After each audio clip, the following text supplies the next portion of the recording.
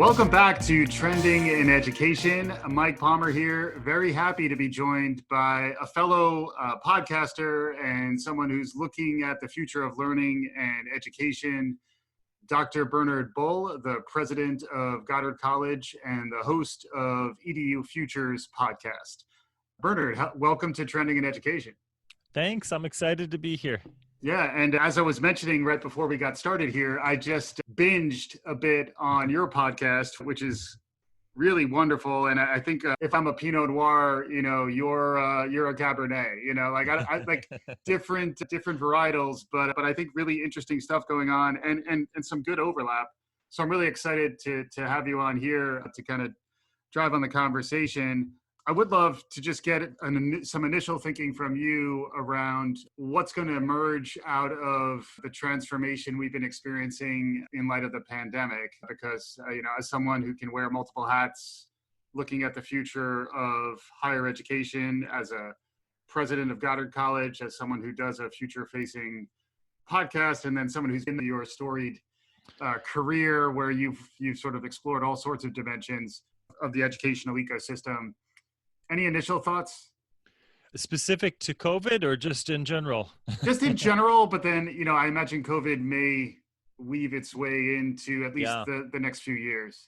Sure. I can't go on without that metaphor you used. You used the wine metaphor. I just have to say, you can take the wine. I'd prefer to be a craft beer, just something really thick, milkshake-like beer. So. Yeah, and then I could be a crisp Pilsner. Yeah, there you go. Yeah. I've spent the last 20 years in Wisconsin before moving to Vermont, so there's a real loyalty there. Makes sense. So we'll talk cheese next time then. Yeah, that's right. So it's an incredible time to be in education.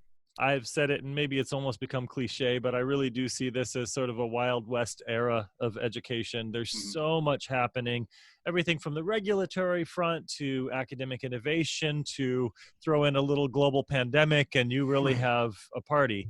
Right. And so it's really been fascinating. I have sort of made a shift in my career. I've been a blogger and podcaster and kind of public researcher for a long time, for a good 20 years. I cut my teeth on educational innovation and media ecology back in the 1990s, where I was doing research on online learning for K-12 education back then. And then I got into the adverse impact of technology in society. In fact, my very first presentation was on the dangers of technology in education at an ed tech conference in Chicago with a line of vendors grimacing at me in the back of the room. Yeah. And I've become what I call myself a Ludvocate. I have a measure of Luddite and advocate in me, and forces me to have a bit of a civil war going on inside at all times. I look at things in terms of not just good and bad, but affordances and limitations, things gained and things lost. And I really look at the current landscape in that same way. But I will say that my work led me eventually to get really deeply interested in alternative and experimental models of education. I was especially intrigued by education without grades and bells and desks and rows. And I did a study of over 1,000 interviews eventually and 100 plus K-12 schools. And then I visited Silicon Valley and higher education, went all over the place. And along the way, I came across a little book that inspired me called To Know for Real. And it included the words of a president of a small central Vermont college, Tim Pitkin. It wasn't written by him, but it was sort of sharing the vision of the launch of this small experimental college called Goddard College. And the vision was just incredible. I remember reading this book, and it was so inspiring that it really set the stage for my work for almost a decade and a half. A lot of my work around inquiry-based learning and project-based learning and just different forms and expressions of education that responds to a changing world. Yeah. Goddard, it was from its beginning an experimental and experimenting college, never used letter grade. Students designed their own learning plans, really radical model, focused on this concept that a democracy depends upon people who can think for themselves. So voice, choice, ownership, and agency were central. Yeah. So I'm kind of jumping ahead. I'm just giving you a little context here, but I was so moved by that. It led me to, I did speaking around the country, other parts of the world. I was in Vietnam and Hong Kong and Canada and Australia and other places. I had a chance to share with international schools. And of course, I would pick up and learn new things as I went along. Mm-hmm. And then I was doing a sabbatical a few years ago at Wesleyan University in Connecticut, working on one of my books at the time was on self-directed learning. Mm-hmm. And saw an email come through about this college that had inspired me for so many years, Goddard, looking for a president, and applied. And I found out quickly that Goddard was actually on the brink of closure. It had been given a show cause notice from the regional accreditors, which was worse than probation. It's essentially saying you're going to lose accreditation unless you give evidence otherwise. And I was really inspired by that and wanted to be part of the community. I just believe that it plays such an important role in offering a compelling alternative to the sort of industrial dominant structures of K-12 and higher ed, even though there's some beautiful alternatives. So I stepped into it, and that's what I've been doing for the last 18 months is trying to work with the community there to reimagine ourselves in some ways, but keep our legacy around learner-driven education central.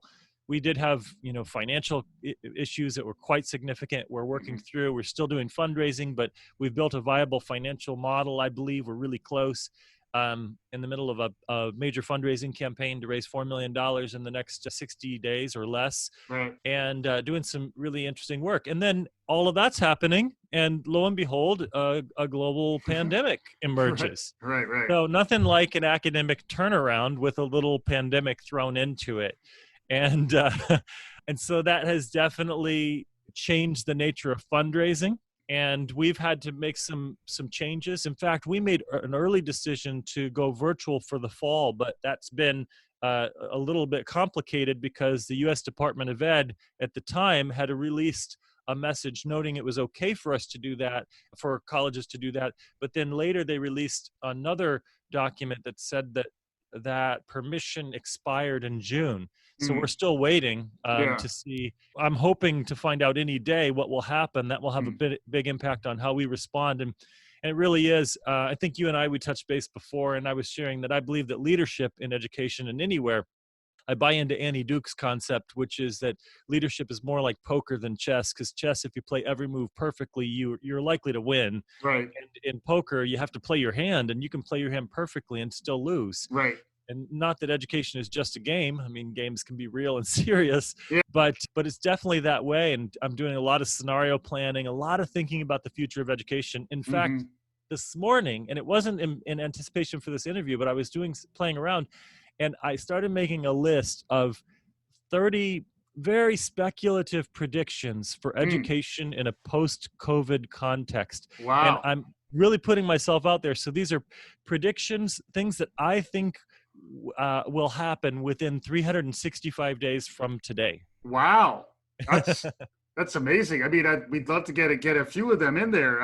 Would be great. And full disclosure, as an undergraduate, I went to New College in Florida, which is a kindred spirit, and took some inspiration from Goddard. So I'm a big believer in being more experimental and intentional about how you design the promise of higher education. And it's inspirational that there are organizations like Goddard and folks like yourself who are trying to continue to innovate. In some ways, it does feel as though come March of 2020, if you weren't innovating before then, you're innovating now. So any thoughts on sort of the scenario-based orientation and the fact that in some ways you have had an experimental mindset and openness to flexible mindset about how to deliver solutions and design learning communities?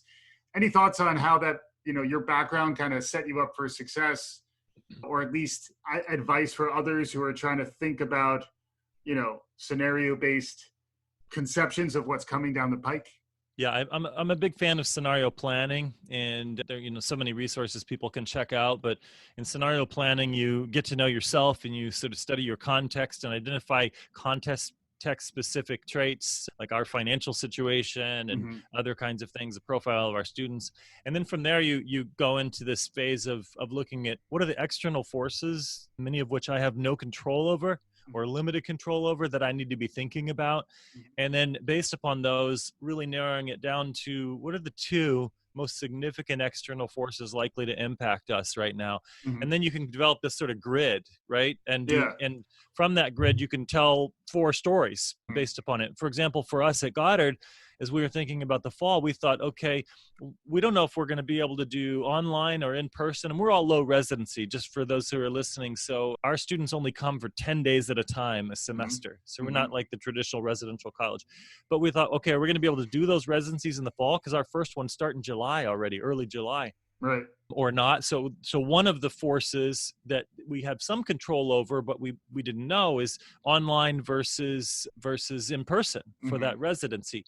And the other force was simply COVID. Is it going to be high risk, or is it going to be a diminished risk? And from that, we were able to develop these 4 stories. You have online with high risk, online with low risk, in person with high risk, in person with low risk. And you begin to kind of map out these stories, these scenarios of what would work for your context. And it's pretty powerful. And when you do it with a group of people in your organization, it doesn't tell you what to do, but it gives you perspective and insight that you might have missed. It sort of reveals some of those, like a blind spot, when you're driving, it begins to reveal some of that. And so I definitely encourage people to be thinking in those terms more broadly. In fact, I just started on Tuesday. I have a group of 17 schools from, I think collectively they're going to be from 3 countries: Vietnam, Canada, the US, and then I think we have 12 or 13 states represented, K-12 schools. And we're going through a process of stage 1. Let's look at the times and look at what's happening and identify a central dilemma for our school, whether it's academic or financial or whatever else it might be. And then in phase 2, we're going to profile a variety of different academic models for digital futures for schools. And then phase 3, every school is going to be devising their own learning plan, or their own digital futures plan for their school to sort of supplement their strategic plan. I think what's interesting is, in this current response to COVID, so many K-12 schools and higher ed had to jump online instantly. And most people didn't know anything about the research, didn't realize there are 5 decades of research on distance learning. We know so much. We may even know more about distance learning than in-person learning, because every action is documented. And so people just did their best. That's why so many people jumped on Zoom. They replicated the in-person classroom with video conferencing, which is essentially what happens with most innovations. People try to use the innovation initially just to replicate the metaphors that are in their mind, the classroom. And I think the real challenge and opportunity now for school leaders on whatever level is, now that there's a little bit of breathing room, or when there is a little breathing room, to really step back and say, okay, what do we take from this? What are the things that, amid this COVID response, what are the weaknesses and limitations that were really evident and revealed for us through this challenge? Right. And maybe it's our relationship with families. Maybe it's some of the divisiveness and the clashing educational philosophies internally. It could be all sorts of things. And then the other is, what are the surprises? What are the things that we began to surface and said, wow, we never even thought about this before. Right. But to not just base their future on that, because it's still limited to their sphere of influence. So the next part is really take the next few months and expand your sense of possibility. I made a list somewhere of 42 different possible academic models for a K-12 school going into the future. Wow. Everything from trying to get back to exactly how we did things before, to going fully online, to everything in between. You've got some good lists. I kind of want to get some big cocktail napkins and spend a little time drinking some craft beer with you sometime and just see what happens. What I really like about the direction you're taking, kidding aside, is the idea of possible futures, plural. As simple a concept as that might be, there's so much overfitting to the predominant mental model that's out there, the predominant narrative, the predominant story. And, your podcast is very much about, you quote R. Buckminster, AKA Bucky Fuller, in your open. And, he was very much talking about reinventing the model, reimagining rather than fighting against the predominant model, instead invent a new one. Can you expand on that a little bit? It seems like the time is ripe for that mindset, and I'm not sure everyone is there. Right. The Bucky Fuller quote, I don't have it word for word, but just as you said, it's this notion that many times we see some kind of injustice or something that doesn't align with our beliefs and values in education, and we devote all of our energy to fighting against it. Mm-hmm. It's almost like the dragon slayer mindset, which I get into, and I think there's a time and a place for that. That's important. Mm-hmm. But then there's also another alternative, which is the what Bucky Fuller was alluding to, which is one of the ways to fight against the present reality and the injustices or the things that don't amplify the beliefs and values you think are most important, is just to create an alternative that's so compelling that people just begin to move away from the existing reality to something different. Mm-hmm. And obviously there are different innovation frameworks like the disruptive innovation concept that Christensen and Michael Horn and others have talked about. And you could look at the diffusion of innovation, Everett Rogers, more classic kind of Thomas. Go back to Thomas Kuhn, right? The structure of scientific revolutions. Let's paradigm shifts, right? Man. Yeah, exactly. There are a few ways that people can endeavor on this journey.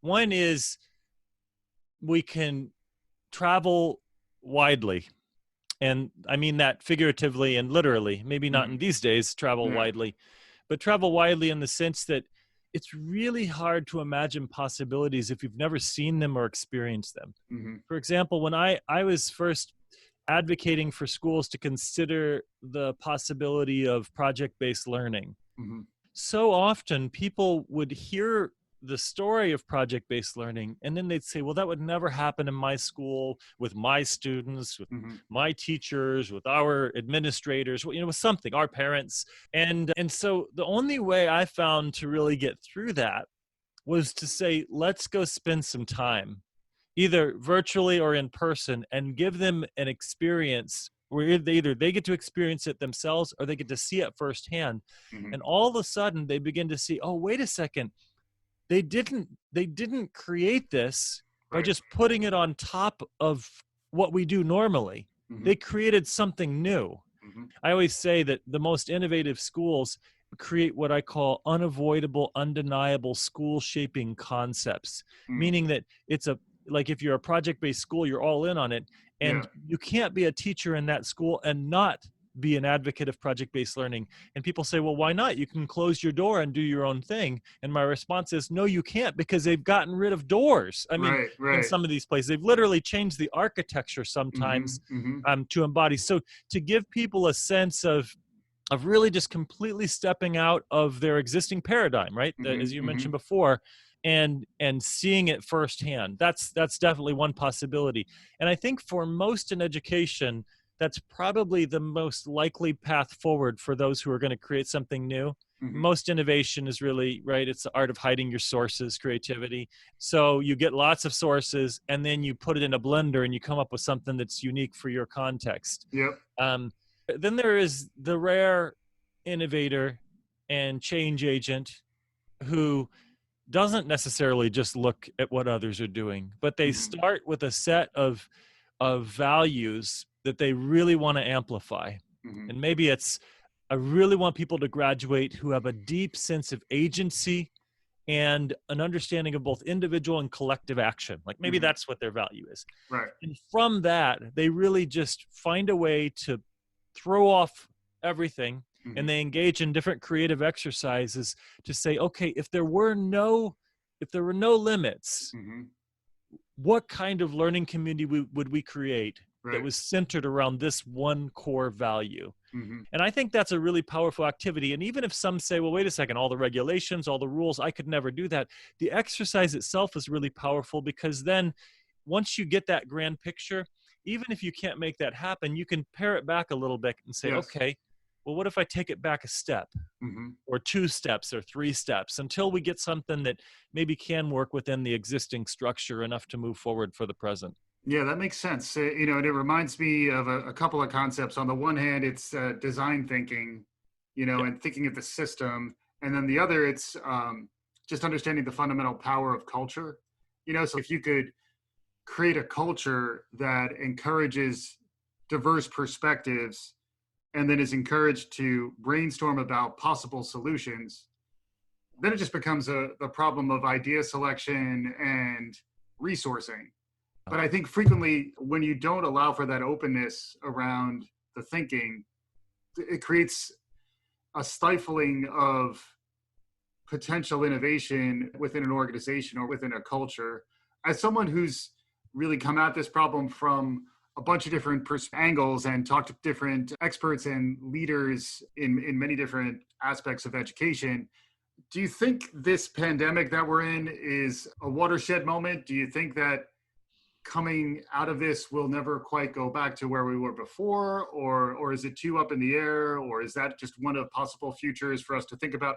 I'd love to get your perspective on that. I do think that there's no going back, but I don't know whether everyone will see that or experience that over the next couple of years. That's the part that's uncertain. So, for example, when people went through the Great Depression, that was multiple years, but it transformed more than a generation. It transformed the fabric of this nation and other places.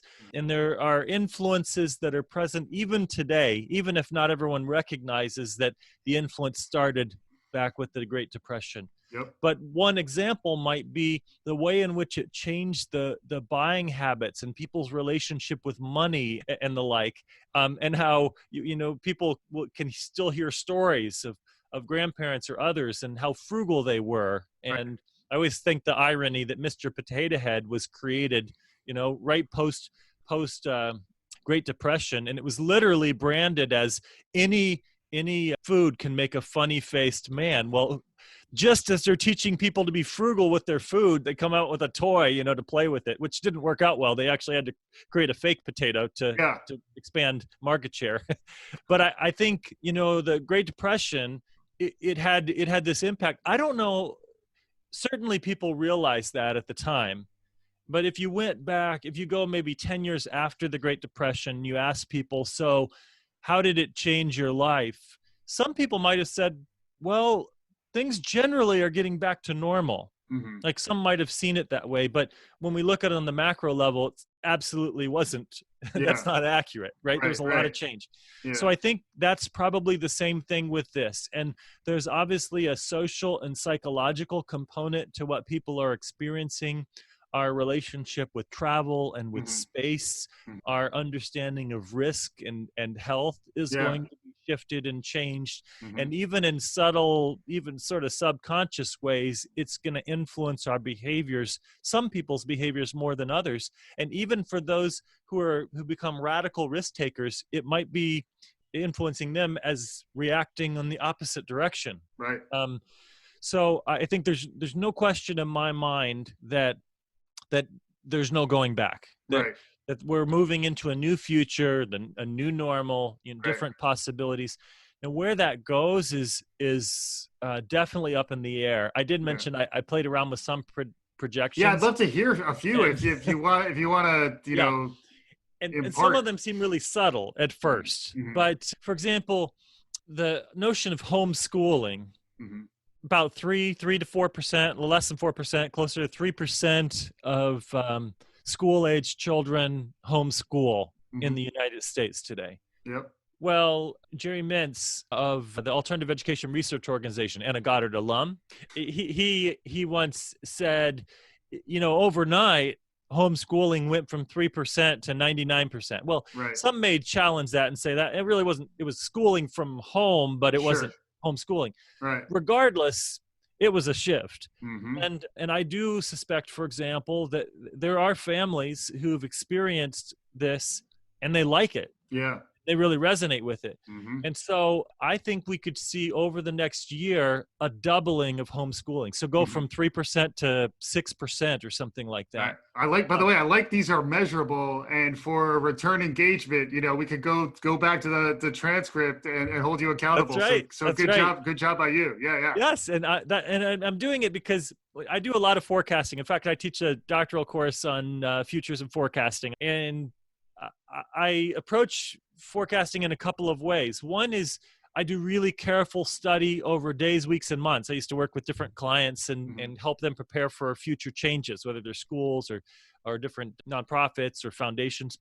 And in that work, I take really, really seriously if they're asking me to kind of step up there and make some projections for them. But there's another part of forecasting that I believe is rightfully speculative. You know, one of the people I interviewed, one of my first interviews, I think it might have been my first one released, was David Staley, who wrote a book on alternative universities. And it's essentially a collection of speculations of possible futures for universities. And that kind of exercise is really, really powerful. And so I would say that even if it's not likely to happen as he told the story, it gets us imagining a new possibility. So I would say my projections here, even though they're numeric, they're speculative. Yeah. But I like that one. I agree wholeheartedly. It's somewhat definitional too, like to your point. What is homeschooling and what kind of new language, new categories, even the way people are talking about hybrid or blends or flex, like it does feel like there's something new and emergent that will come out of this in terms of the language we use. Yeah. But I'd love to get maybe another morsel or two out of you since you've said there are 30. You got plenty to impart.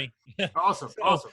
I'll jump around from K-12 to higher ed to professional ed to some other things. So I'm one that's not education oriented, but it will have an impact on how people learn is telecommuting. So I wrote long-term remote working and telecommuting will increase by 10%.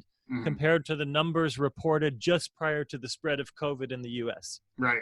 And we're already seeing that one. That's not much of a risk, although 10% is significant. Well, that's the part where it's almost like name that tune or The Price is Right. Now I can say, no, I'm going to say it's going to go 15%. That's right. Without going over. So anyway, I always put a 10% plus. Sure.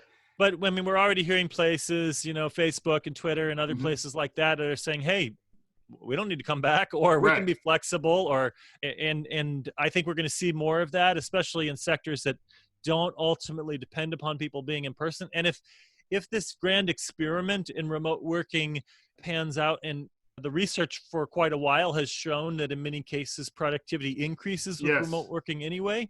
So I think that's one that has more educational implications than most have thought about. And I'll flip over one of the others that I put together that is related to professional development and sort of outside. I have two of them. So one is more on the younger population side, but this one may sound like a stretch to some, but 20% of non-school education providers, and I'm thinking of things like dance schools, martial arts schools, tutoring services, fitness training and education. So 20% of non-school education providers that previously provided all services in person will include fee-based remote learning as a sizable part of their financial portfolio. So I like them all. Because and they're kind of interrelated too. If you start imagining what this future world might look like, and it's not too dissimilar from the world we're living in now, where if there's more telecommuting, more working from home, it opens up more potential for homeschooling or some flavor of homeschooling, and then it's sort of, in some ways it makes me think back to my childhood when I was, fascinated by role-playing games, and how that was, an imaginative exercise to begin with, but then also as you get into the design of those games and the design of those scenarios, that level of thought starts to get to where like a new president of Goddard College needs to be, where you're trying to think through, you almost have to imagine the possibilities so that when the reality occurs, it's not going to be an exact match, but you've at least sort of warmed up your flexibility of frameworks so that you could say, I'm going to borrow from these things and kind of cobble together a vision for where we're going to go. Yeah, and obviously, as you acknowledged, when I look at these patterns, they're feeding each other, so that they amplify one another in some way. I'll share one other that kind of goes a little different direction for the adult crowd. with professional education, I've done work with the Academy of General Dentistry, and I've done a little work with some professional accountants over the years who are doing ongoing continuing ed. And so this one is 75% of professional associations. This is my biggest number, actually, 75% of professional associations that historically depended upon in-person conferences for more than a fourth of their annual revenue will significantly expand their offering to fee-based online programming, many of which will make online the focus and make smaller national and regional in-person events a supplement. Yeah. It's I agree, because I think what's interesting is I'd love to disagree because it would make for a slightly more interesting conversation, but like, it does feel like the world's evolving towards a simulcast model where there may be a physical location, but you can't expect everyone to be there anymore. And then as that begins to emerge, then it starts getting back to the idea of an intentional design for your community. Those times when it really makes sense to be co-located. And this also assumes we have a vaccine and we'll start feeling more confident about public health, which I think the challenge there is this is a long time horizon to be under that psychological stress. So that's why I think these changes are really going to like dig in ways that it'll be tough to sort of unravel.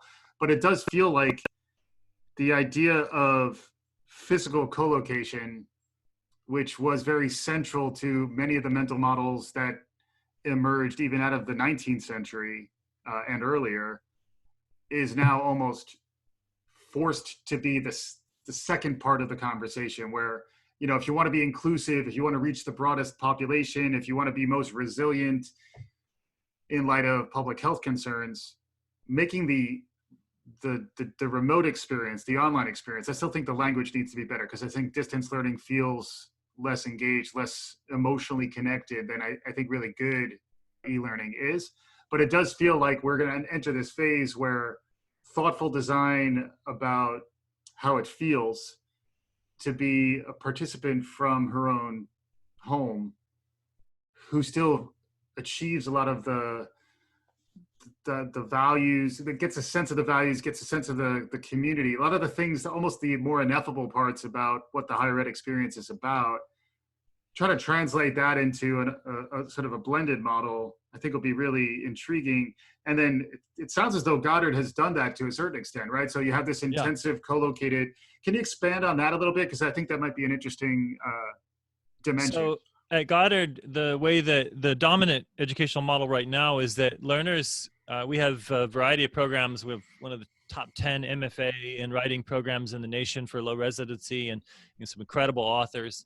And by the way, I mean, to me, you can look at numbers and things like that for schools and graduation rates and jobs and things, but I love just looking at lists of alumni. And when you look at alumni and what they have created that never existed in the world from a tiny school in central Vermont, it amazes me to see what happens when you give people agency or you help them see the agency they have.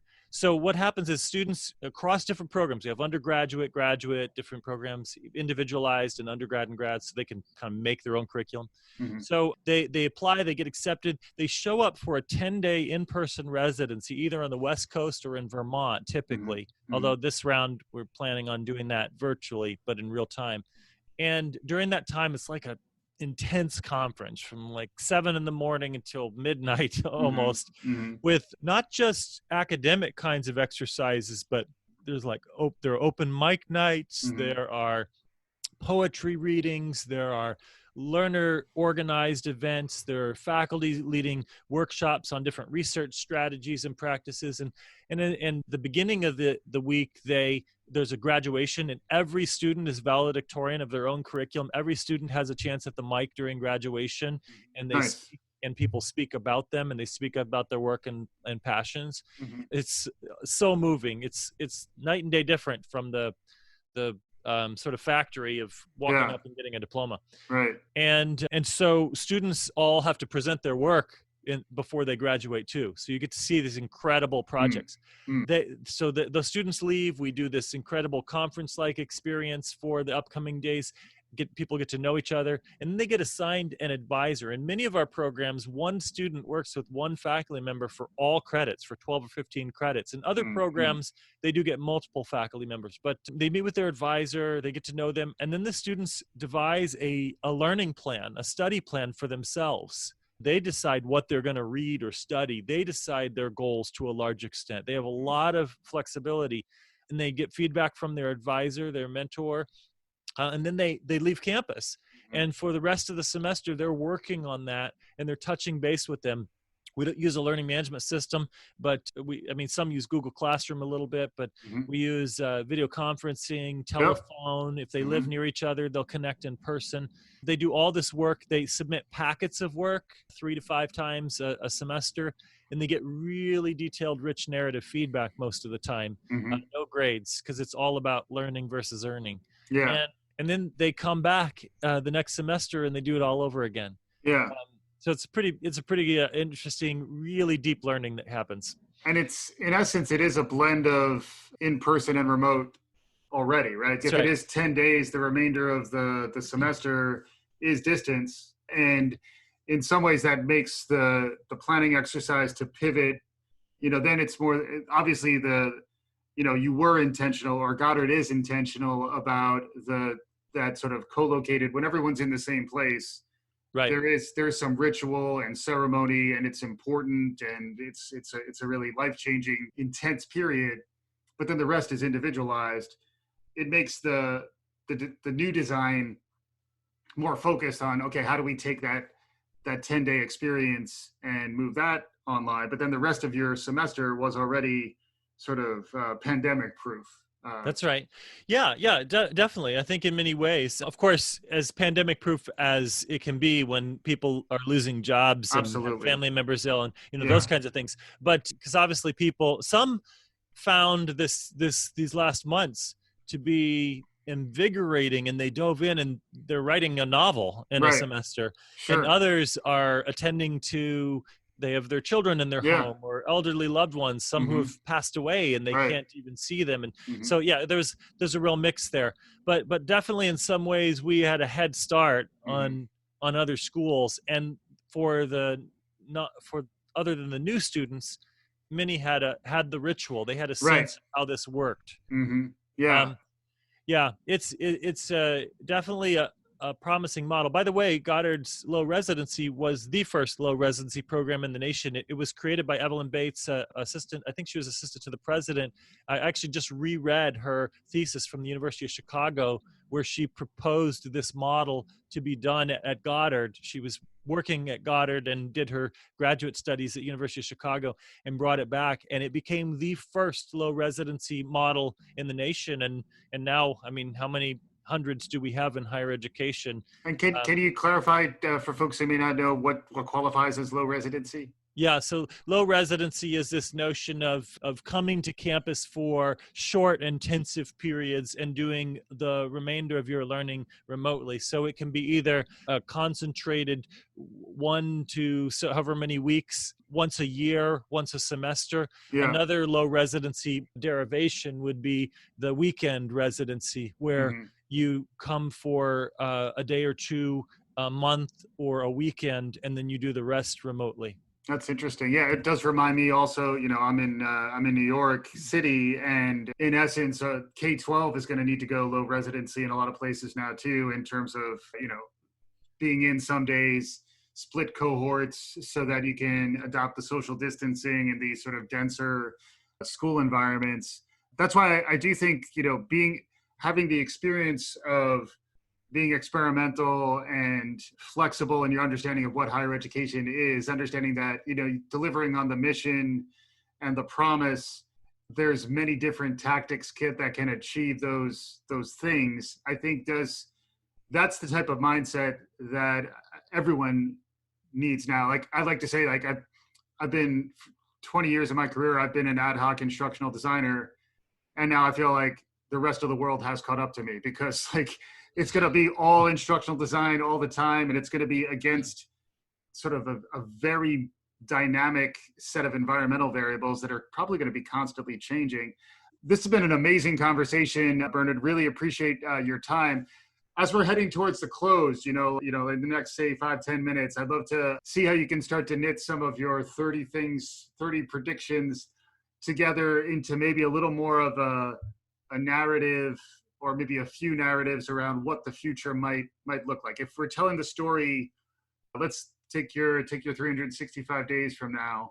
We're looking at where the world might be. Do you have a few scenarios that you think might be useful to think about? Sure. I think we can envision a context in a world where notions and relationship with place will be wildly different, Mm-hmm. where the way in which people think about use of their home space will be different. Mm-hmm. That there's this really deeply human yearning for relationship and connection Mm-hmm. that maintains, that exists, persists.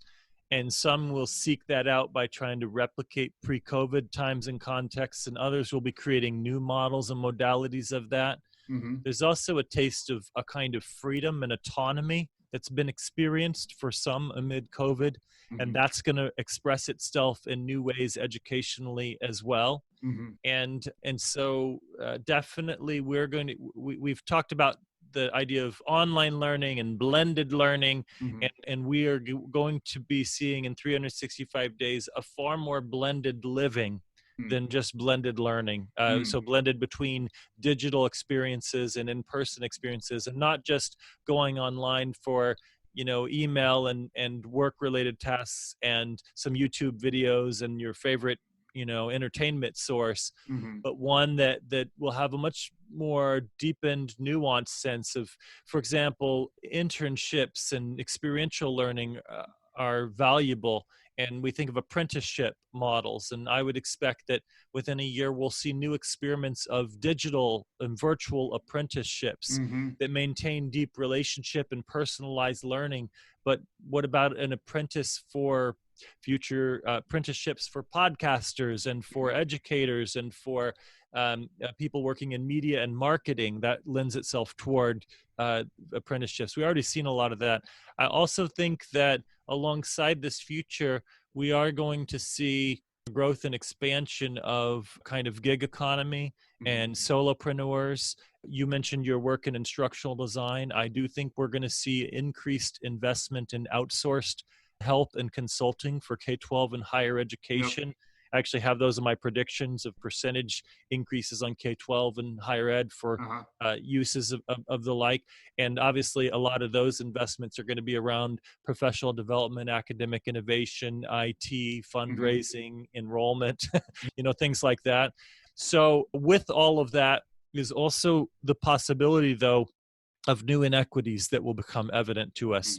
And that's one of the predictions I didn't talk about, but the literature and the research around the digital divide goes back a long time, but it's going to be reinvented over the next year. People have discovered new inequities and they're experiencing for the first time.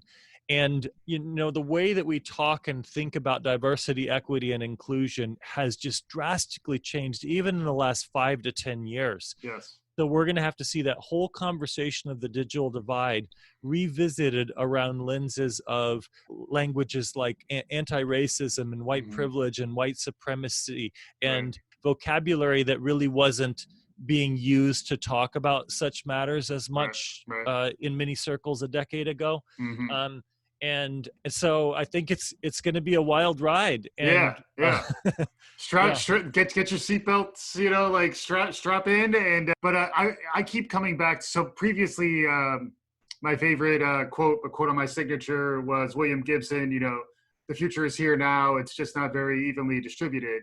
But I just updated it to the Alan Kay quote: "The best way to predict the future is to invent it." And it feels like that's extremely, I like to say, zeitgeisty. So there, I did it. That seems very of this time, in that, so many folks are shook that if you're not shook, it's almost your responsibility to lean. If you're in the educational space, if you care about learning, whole nother thing to talk about is the distinction between learning and education, where that does seem like a broader awakening. I know I learned it by listening to you, among others, but yeah, it's just a fascinating time. And I think it's a time where, like, inspirational leadership, as cheesy as that may sound, like actually being optimistic and leaning in and showing up when things are hard. So that's why, it is a credit to you to take on the presidentship, to lead a turnaround, and then to have the sort of fire in the belly and optimism around being able to sort of navigate these complex times. Any concluding thoughts on really like the leadership challenges that you're facing or that we're all facing these days? Yeah, I mean, if you and I were to talk in 3 months, 6 months, 12 months, I don't know what the future is going to be for the specific context that I'm in. We may succeed, we may fail. There's risk and uncertainty. The future doesn't exist from from our vantage point.